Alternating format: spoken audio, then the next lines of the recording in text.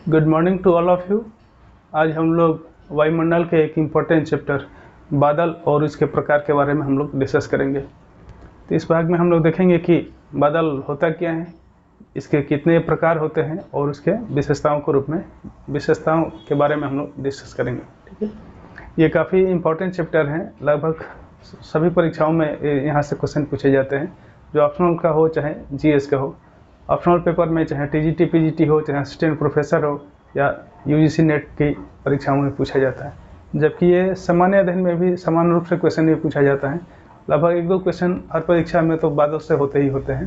ठीक है, तो इसको अच्छे ढंग से तैयार कर लेना है ताकि एक भी क्वेश्चन यहाँ से छूटने ना पाए। ठीक है, तो हम लोग देखते हैं कि बादल होता क्या है।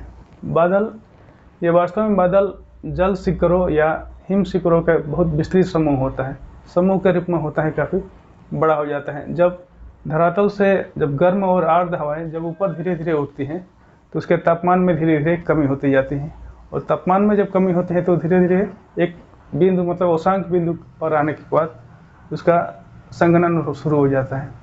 और ये संघनन यदि औशांक बिंदु से ज़्यादा तापमान पर होता है तो जल शिखरों के रूप में ये विकसित होता है, जबकि जब औशांक बिंदु से ये कम तापमान पर यदि संघनन होता है तो ये हिम शिखरों के रूप में विकसित होता है।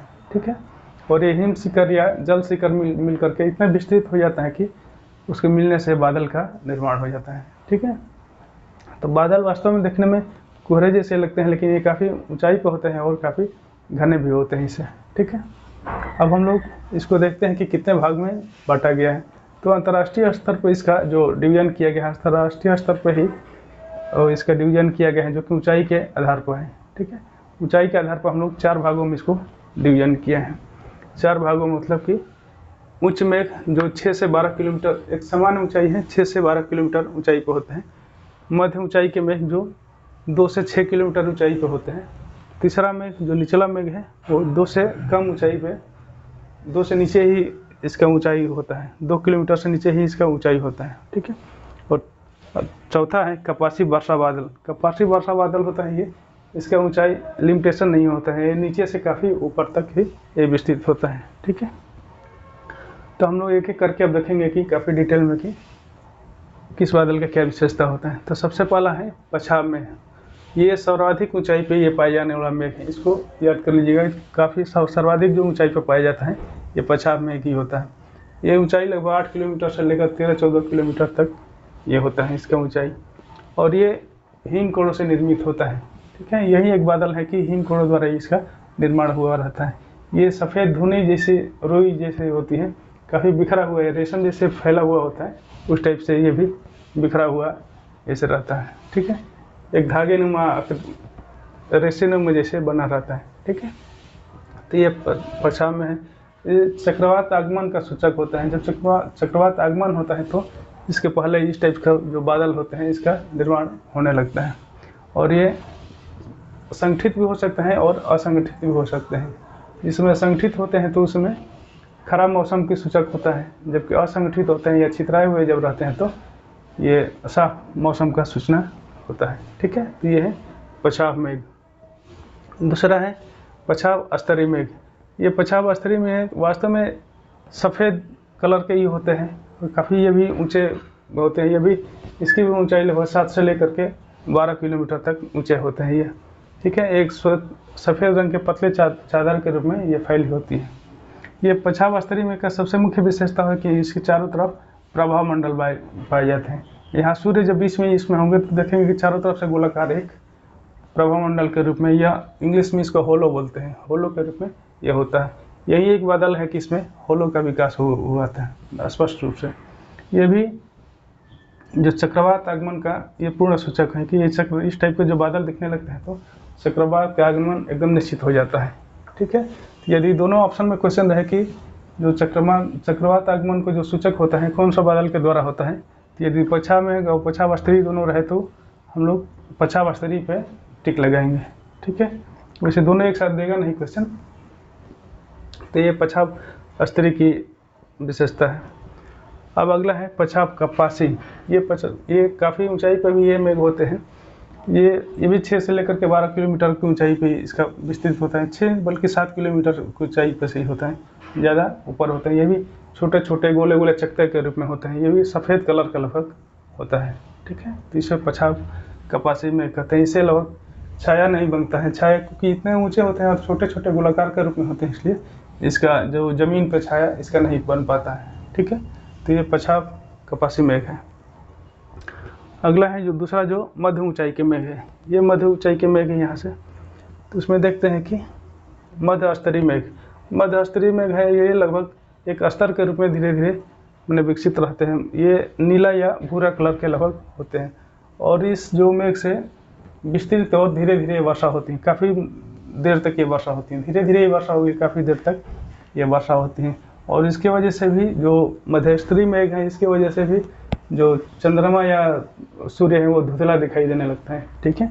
इसमें प्रभामंडल तो नहीं आता है, लेकिन उसी टाइप का एक उसमें काफ़ी धुंधला हो जाता है उसमें, ठीक है। तो ये बस्तरा मध्य स्तरीय मेघ है। इसके द्वारा भी वर्षा बहुत धीरे धीरे और देर तक होती है, ठीक है। दूसरा है मध्य कपासी मेघ।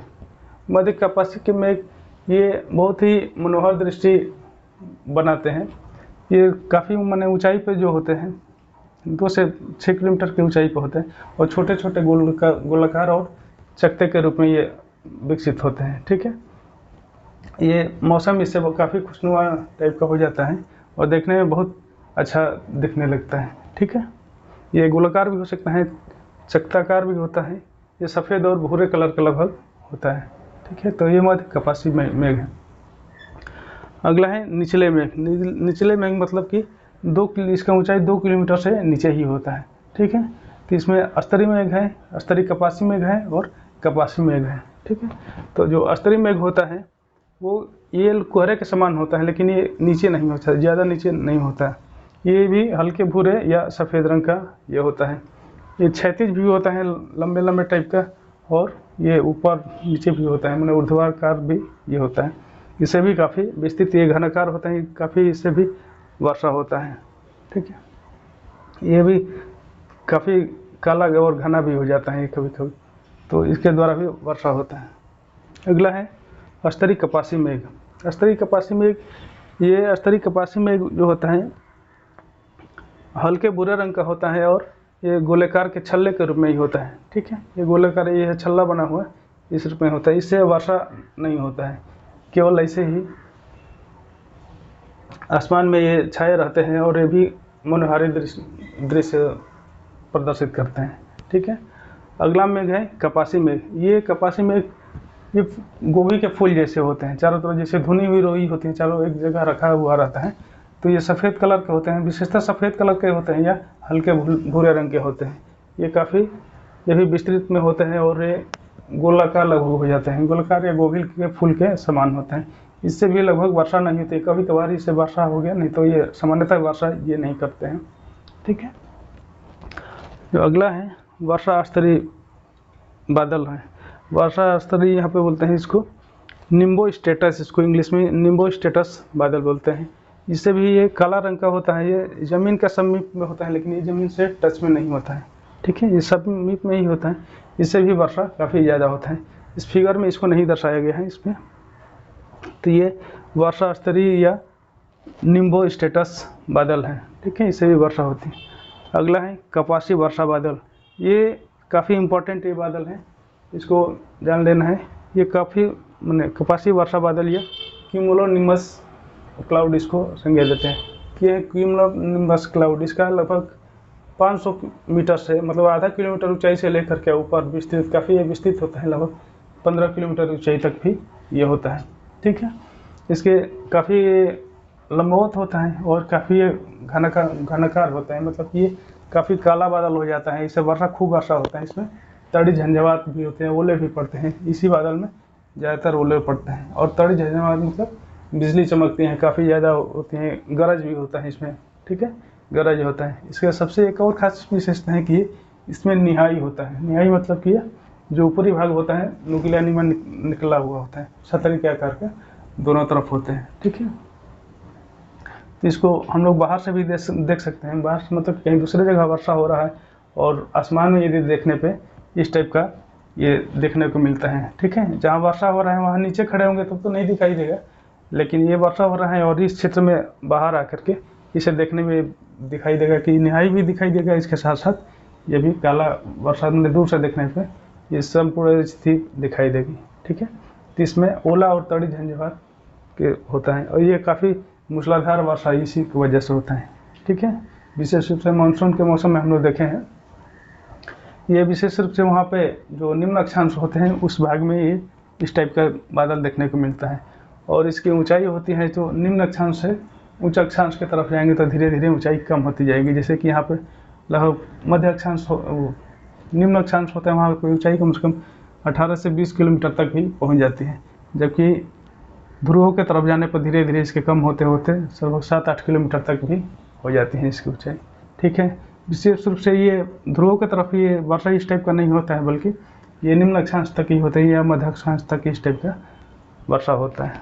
ठीक है, तो ये रहा बादल और इसके प्रकार।